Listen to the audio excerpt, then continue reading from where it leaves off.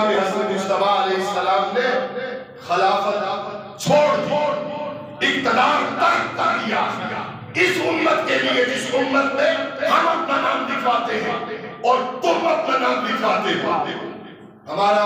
مشرق تو یہ ہے کہ ہم کہیں کہ آپ اپنا نام لکھواتے ہیں، لیکن آپ جب آپ کے منزل سے گرے تب گرے، جان گرے،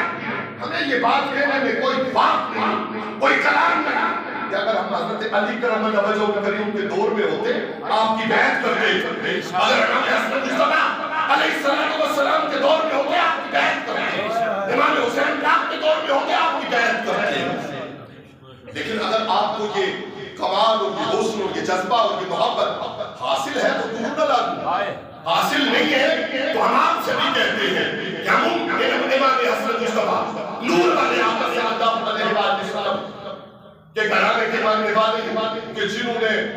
اپنے حق چھوڑ دیے تمہاری مان کے لیے۔ اے امتی کو تمہارے امتی بولو لازم بلند مرتبہ بلند مقام، ان میں صحابہ بھی، ان میں تابعین بھی، بعد میں آنے والے تبع تابعین بھی، اور آج اور کل قیامت تک کے مسلمانوں کے لیے انہوں نے اپنا وہ حق چھوڑ دیا۔ تو ہم تو حق چھوڑ کر بھی تمہیں امن کا پیغام دیتے ہیں،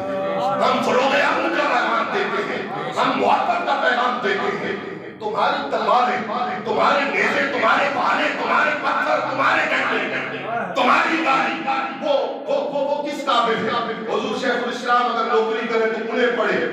اگر آپ اپنی مخالفت کریں تو کس قابل ہے؟ ہم لوگوں کو اگر آپ سب کو ختم کریں تو کس قابل ہے؟ ہم تو ان کے ماننے والے ہیں۔ نور والے آقا صلی اللہ علیہ وآلہ وسلم اور ان کے گھرانے والے کو دیکھ کے آپ کی توجہ چاہوں گا۔ اپنے حاضرین بزرگوں کو چھوڑ ان کی توجہ تو پہلے مجھے حاصل ہے تو میں بول رہا ہوں، اور اپنے حضور شیخ اسلام اور